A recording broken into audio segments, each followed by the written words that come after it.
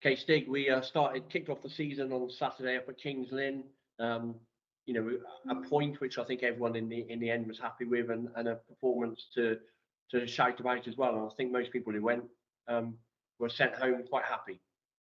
Yeah, no, it was quite the opening encounter, wasn't it? In fairness, it was pretty stressful. I have to say, I'm sitting very comfortably in my seat for much of the 90 minutes. But no, really good game for the opening day. Both teams had a real go. It felt a bit like a cup tie, didn't it? The last sort of 10, 15 minutes, it was really quite open, and I think the pitch was quite difficult, and I think the energy levels had sapped towards the end from both teams really, which made it more open than it might have been, to be honest. But yeah, no, I was really pleased and impressed with the performance of our team. To a man, they were fully committed, wholehearted, and really gave it a good go.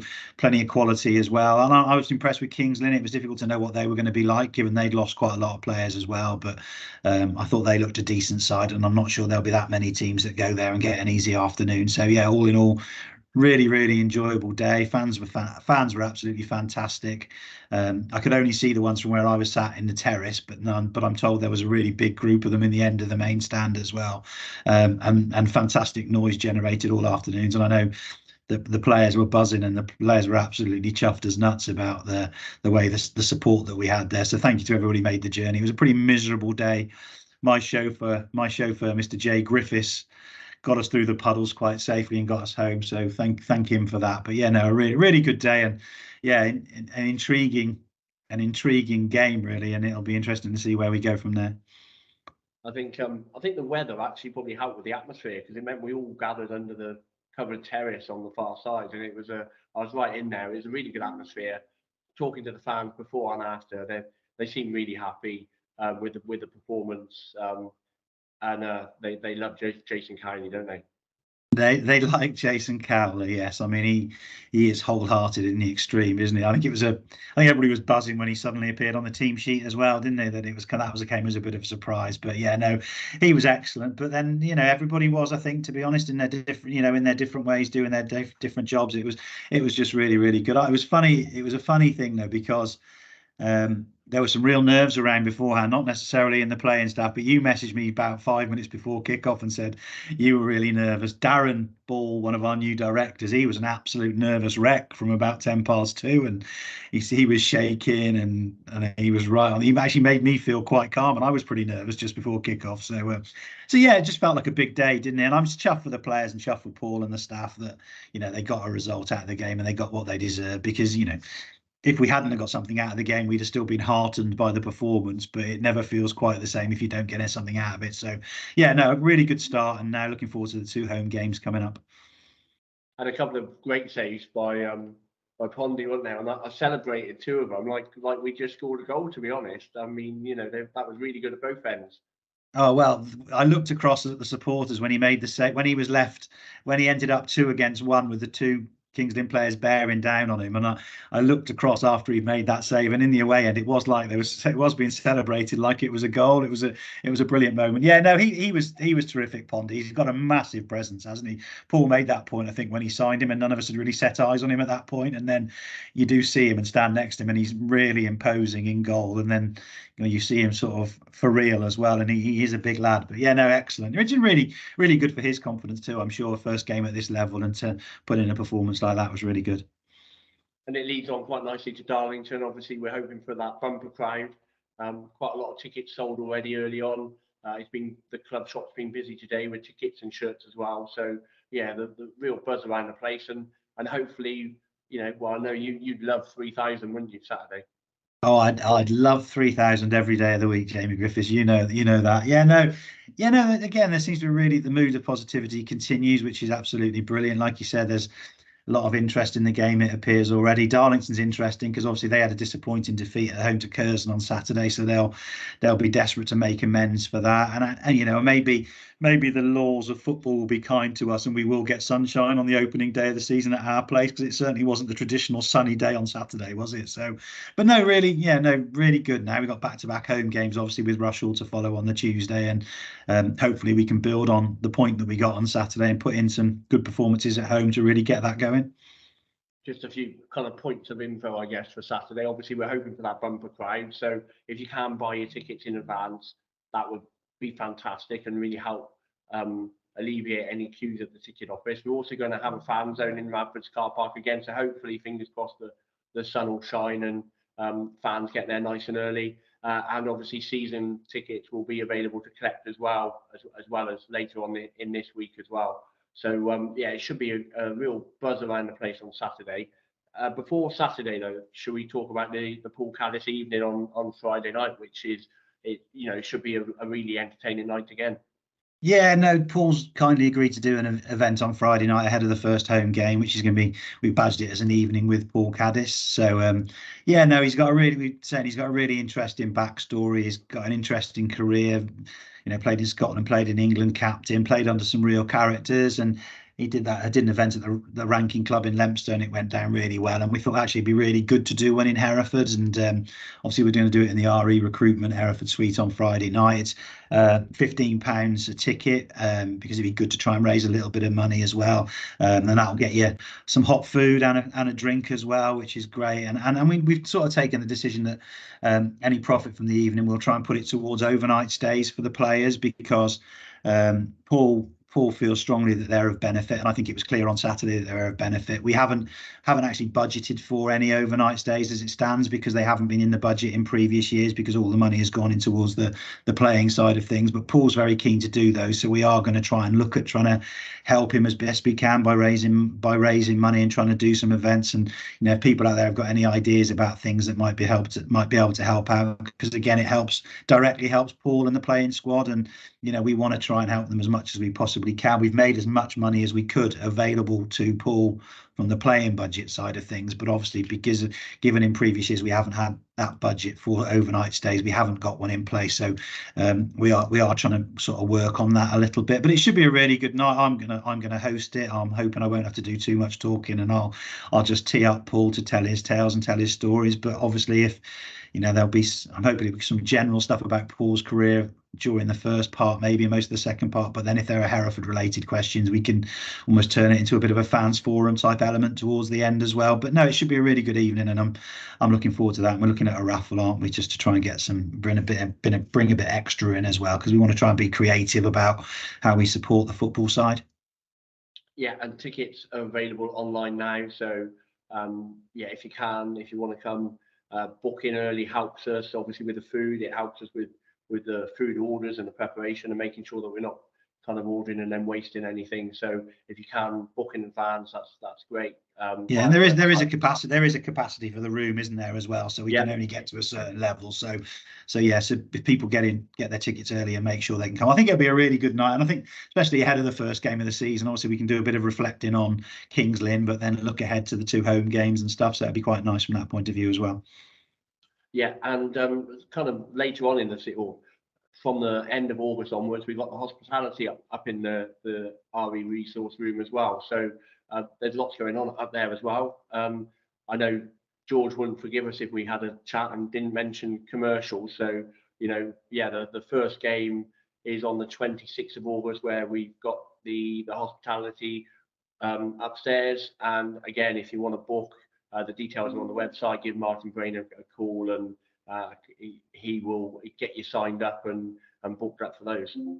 Yeah, we're trying to, George and the team are just trying to put a few more sort of different types of offering on this year, to be honest, rather than having the traditional hospitality. I think it's like £15 a head for a 2-course meal, and the seat up there in hospitality for those first 3 Saturday home games. Well, 3 Saturday home games starting on the 26th of August. So yeah, no, just trying to get different people in there and groups of friends and that sort of stuff. And yeah, just a really nice way to start it. And then once you've had you spend a couple of hours in there having some food, having a drink, and listening to people talking, you can wander off and go and sit in your normal seat or stand in your normal place in the ground, which is a nice way of doing it as well. But it'll just add to the match day a bit. So yeah, no, it's good. And the commercial side's been moving forward quite nicely. There's obviously lots of match sponsorship and match ball sponsorship opportunities available. I think the first few games have gone now, which is great, and there are some further on in the season that have gone. But yeah, no, we're looking on the lookout for match ball sponsors, and anybody out there who's interested in talking to us about promoting their business and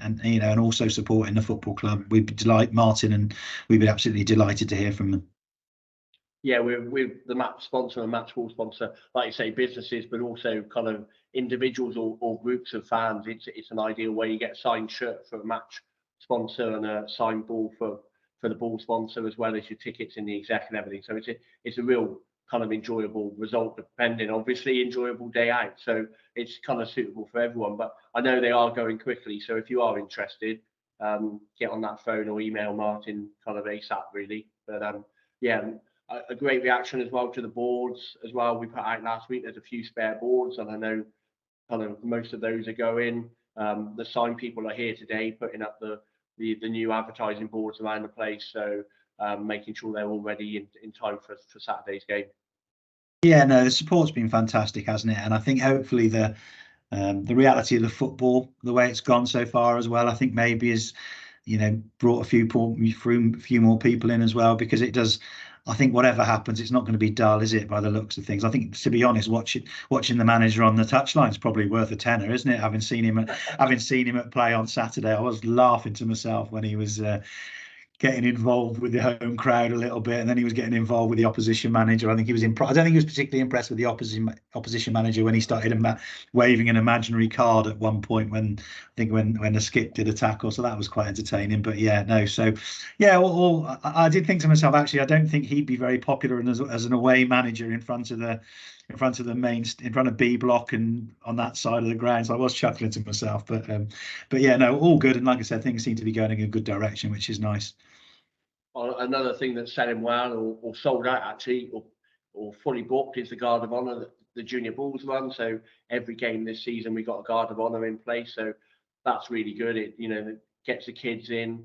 They have a great day out. Obviously welcoming the players out onto the pitch, but taking part in the halftime activities as well. And it's all money, extra money for the club as well. So that's really impressive, and also the mascot opportunities are going really, really well as well. So again, that's a great kind of birthday treat for any youngsters. But if you've got a particular date around a birthday, for example, that you want, and you're thinking of getting a mascot package, then they are going quite quickly. So I'd get an email over to Junior Bulls as soon as possible, really, so that you're not disappointed. Yeah, no, it's brilliant. I mean, they are the future, aren't they? At the end of the day, the Junior Bulls and the Lunga supporters, we've got to invest in them, and it's great. And Jane does a fabulous job pulling everything together and getting it all sorted. And she did very excitedly tell me on Saturday that all the Guard of Honours for the season are done for the games that are in place and that sort of stuff. So yeah, no, it's absolutely brilliant. We'll be supporting the Junior Bulls and the younger element, because at the end of the day, they're the ones that get hooked and end up suffering for 40 years like me and you have, Jay. Well, probably less than 40 for you because you're younger, but they're certainly the ones that they're the ones that are the future of the club. Yeah, as well as obviously all the positivity about all these, the advertising and the Guard of Honour and things. The board have kind of had a real look through the figures and making sure expense-wise that there's nothing going out that shouldn't be going out. And I guess part of that review is the decision to make the program digital only, which I think you'll agree we knew there were going to be a little bit of backlash, if you like, about it, because obviously a printed program is a key part of some people's match day experience, although a smaller kind of number than it used to be. Yeah, as a board, we get it. I get it as a football fan. We all individually get it. Programs have been a long-standing tradition in football, but I think a lot of clubs are looking in the direction of a digital program now. Not everybody's going to like it. We very, very deliberately took a decision. I actually called Ron Parrott, who I always laugh call him the king of programs, because he's been a long-standing, the program man for us, and had a conversation with him about it when we made the decision, just because I have respect for him, really, because of his long-standing interest in it. And Ron, to be fair, was understanding. He got it. I'm sure he wasn't perhaps happy with it, but he understood the decision. And we've just got to. We have a football club. We want to be able to put as much money into the football side as we possibly can, but we need to make sure the rest of the club is working well. And the time that it takes to put a full program together, and the cost of the printing and the paper has been rising through the entire time. You have the restrictions around deadlines. You've got to do a certain amount of pages for every single program, and we just felt a switch to digital program, while not everyone's cup of tea, and we completely get that, it just gives us it gives us loads more flexibility. When we're only selling between 175 to 200 for most home games, it really wasn't cost effective. The only reason it got anywhere near breaking even last year was because of the Portsmouth game. Well, actually, for a game like Portsmouth again this coming season, for example, I'd love to think we get a game like that again. We can still do a traditional program, and we can move forward and do that, because it does then pay for itself. But yeah, it was a difficult decision, and as you say, one that we knew probably wouldn't be well received in all quarters, but genuinely, it's like all the decisions we're making, they are being made in the best interests of the club. We're not always going to be popular, but we have to do what we think is right, because at the end of the day, it falls to us to make those decisions. But what I also would say is, if we make decisions in the future that maybe don't then prove not to be quite right, we won't be too big to try and go, actually, we'll reassess that and have a little think, and we will be willing to do that in the future, because I think we have to be, and we have to be respectful. So like I said, it wasn't an easy decision, and I wouldn't want anybody to think that we didn't take a long time thinking about it. But as it stands right now, we think it's the right one, and we think it's in the best interest of the club, as we go forward. Yeah, speaking as someone who has kind of edited and designed the program over the years, Hereford United and Hereford FC, I can vouch for the amount of hours that it takes, and many a night were kind of 2 a.m. kind of rooting around trying to get the content over to the printers. And with the rising cost of the print and the paper nowadays, and obviously the decline in the sales, it sadly just doesn't stack up. But it does give us a great opportunity, the digital one. Obviously, we're going to be sending that out hopefully to over 2,000 people that have come in, season ticket holders, and anyone who's bought a ticket in advance will get that emailed straight over to them. It will also be available to download as well. So, if you haven't managed to buy your ticket in advance, you still will be able to see the program.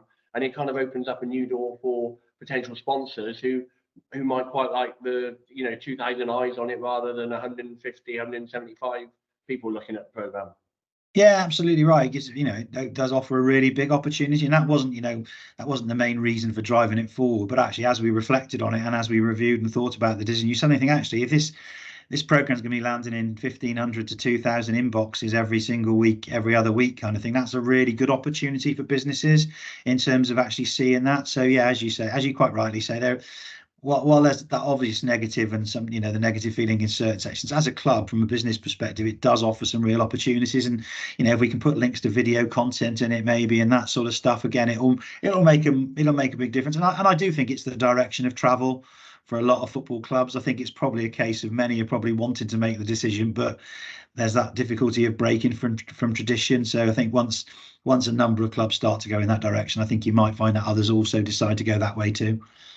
Well, talking of direction of travel, that leads us nicely on to away travel for the season as well. Obviously, Joni is going to take on the running of the away travel this season. We're going to kind of try to go to most games, but then obviously the longer ones might be the ones that we can't kind of get to. But I think the first game obviously is going to be Tamworth away on the bank holiday Monday, and you should be able to book online pretty, within the next day or two for that game. Yeah, no, and it's we know it's really important to try and offer away travel from a club's perspective. There are 2 or 3 people do a great job organising more private or independent travel, but it's really good to run it from a club. I think, really pleased Joni Roberts has decided to take this on behalf of the board and run with it and get things sorted.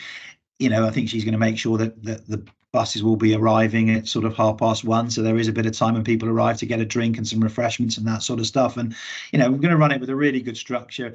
Obviously, as you say, some of the longer away games, if it turns out there aren't so many people who want to travel, it might not be cost effective and we have to reassess. But if we can, we would like to try and commit to every possible game we can and to give that service to fans, because it's a very different service that's provided direct from the club than sometimes is provided from some of the other options.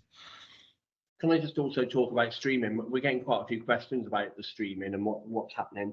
We haven't really got much more information than than is out in the public domain about streaming, but we are hopeful that any kind of game that falls outside of the UEFA embargo will be able to be streamed. So that's your Tuesday evening in games for, mostly. And as soon as we get kind of some definitive information and how to sign up and which games and what, then we'll we will tell people. But we're getting quite a few people asking. We don't really know any more than is out in the public domain. Certainly, hoping to find out more in the next week or so. Yeah, no, I'm happy to leave that to the more techie minded people in the team, to be honest, to be looking at that. Yeah, no, it'll be good to when that finally gets some certainty on what's happening with that. I was quite excited on Saturday when there's a suggestion that we, on the international weekend, is it the 9th of September, we might be able to do the Spennymoor away game, might be able to stream that, because I'm away for that game at a wedding. So I'm kind of very optimistic that I might be able to have a dip into Spennymoor away live from a wedding somewhere. That'll probably get me in the good books, wouldn't it? But yeah, no. So yeah, no, it'd be interesting. And as you said, we'll try and provide some certainty on that. Once we've got some certainty, I think is probably the way it looks, isn't it? Yeah, exactly. As soon as we know more, then we'll put it out. I mean, the National League have been putting things out, over the last few weeks. So yeah, just need the kind of the actual information really is what we're waiting for. But the aim is to have it. But it kind of falls out of our kind of we don't organise it. It's the National League that do all of the work. To be fair to them, we literally just have to point a camera at a pitch and hope that we win for people to watch. So yeah. Yeah, marvelous. That might be us. Yeah, no. Well, all I want to say is, as we've already talked about, it would just be absolutely brilliant to get a bumper crowd in on Saturday for these 2 home games. I think the players deserve it after their efforts of the weekend. I think, it's a positive. I think that probably queues are going to be inevitable on Saturday, given there's the season tickets to collect and all that type of stuff. So I'd ask people to be really patient. The vast majority of the people that they see working on a match day are volunteers, so try and be patient with them if you possibly can. The queues are a good thing. I think probably this weekend there'll be a little bit more than they would be normally. So, as I say, show some patience, be respectful as you possibly can. As I said last week, I want us all to be respectful of each other and our opponents and opposing fans, because, I want us to be proud of every element of this football club. Right now, I feel really proud of where we are. And proud of the support that we've had, and I was incredibly proud to look at the supporters on Saturday, and then proud to see the way the team performed. So I just ask everybody to, if you've got people you can drag along with you on Saturday who haven't been here for a while, please try and do so. It would just be brilliant if we could get past 3,000 on the opening day of the season at home. I mean, it would be great from a club perspective, but what a boost to the players to go look at the people that are getting behind us at the moment. I think it would mean a lot to them as well. So yeah, if you can get to the game on Saturday, please do. I've got a feeling, I feel confident to say things aren't going to be dull this year, which is really, really good. So yeah, no, I'm looking forward to it already.